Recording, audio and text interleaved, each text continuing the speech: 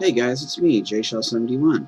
I thought I would talk with you for a minute about the new TMNT 2 trailer that I saw a couple months ago, but really never done a video about it. And now with this new introduction of Krang, it seems about as good a time as any to talk about it one more time, or in my case, the first time.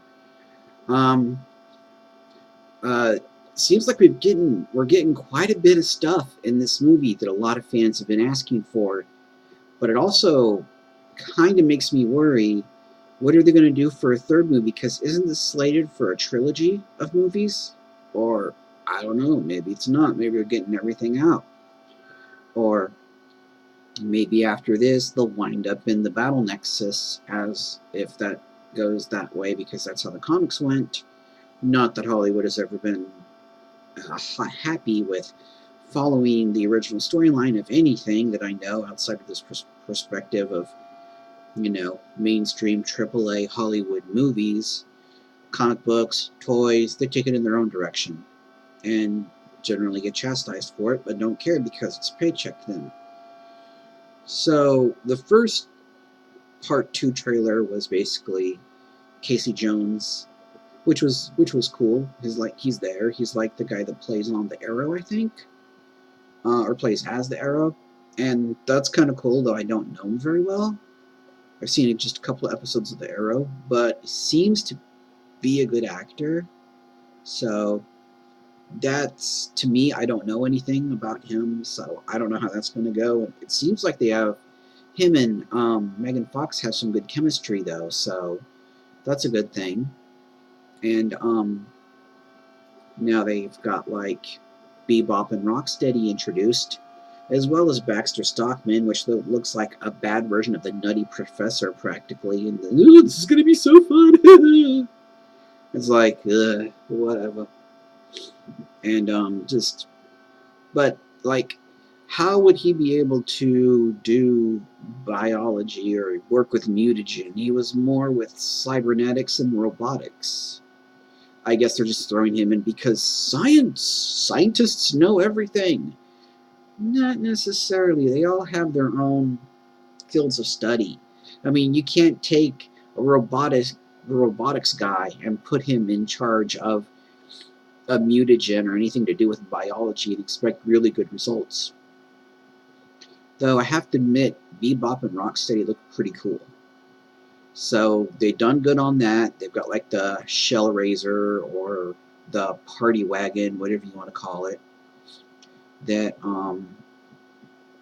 is there and it fires the manholes, which is a nice throwback. But I think, didn't the toy have like a top-mounted cannon instead of a one coming out of the grill?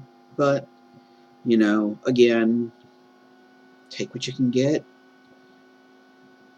Um, it definitely looks like in the first trailer they hinted at Krang being there because you see the kind of like a vortex open up,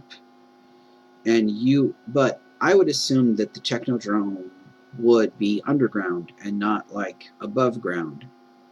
But it seems like something they threw into the movie at the last minute to kind of appease the fans even more. So I don't know if that's going to be good.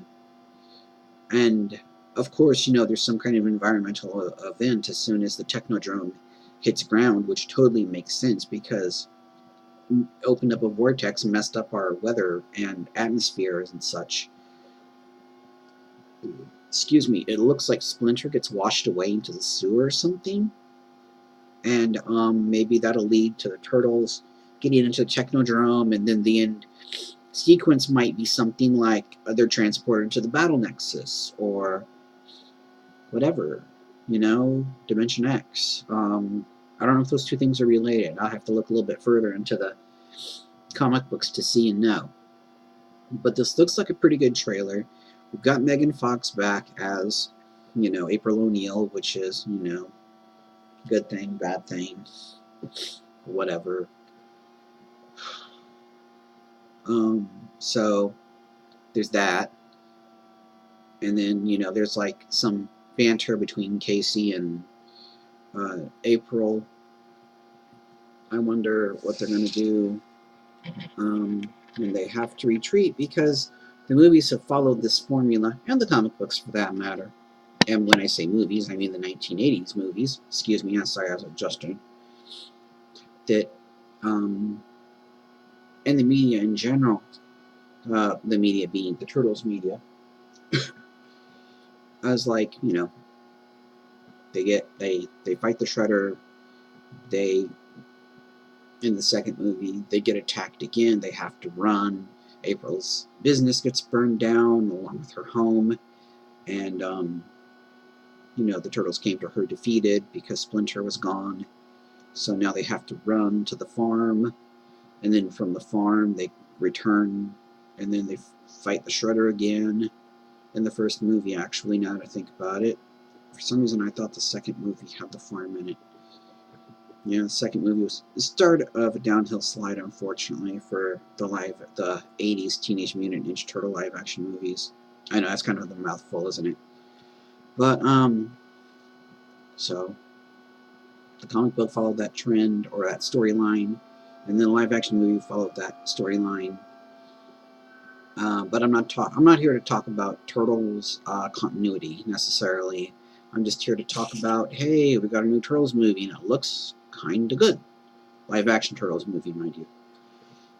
And just, then we've got Krang looked a little bit weird, but then again, he was half CG, maybe all CG for that matter. And then Krang was actually in a tank instead of the open-faced panel that he usually is in, which kind of makes sense if he is actually a brain, if the Utrons are a brain, or if the Krang are actually a brain. Wouldn't they need to be in some kind of enclosed environment to keep them from getting sick, for lack of a better word, or dried out? So there's that. But I don't know. Just it looks pretty good, but I'm a little bit apprehensive as well. It's one of these things that, when Hollywood does something right, it's really cool. But when they try to do too much, then you might get, bad acting, bad effects, bad story. It seems to be okay so far.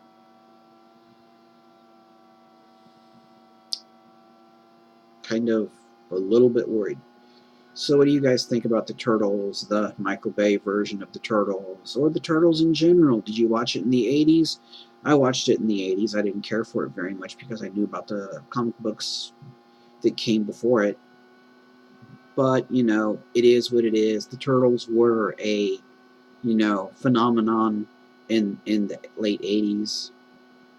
And they still seem to be pretty relevant today. And with the Nickelodeon show, it's had its faults, and I've not watched the last couple of seasons, to tell you the truth, but still seems to be a good series, and I do need to catch up on it, so that's definitely something I'll probably do pretty soon. And, uh, talk amongst yourselves in the comments. What do you think about the Turtles? Have you ever seen the cartoon? Have you read the original comic books that came out in the early 80s? What did you think about that version of the Turtles? Was it too adult? Were the Turtles before your time and you're only getting into them now because they're on Nickelodeon? Talk about that kind of stuff. Thanks for watching. I hope this movie turns out to be pretty good, and maybe we'll see the Battle Nexus in the third trilogy if it happens. Thanks for watching. Have a good night or day whenever you're watching this.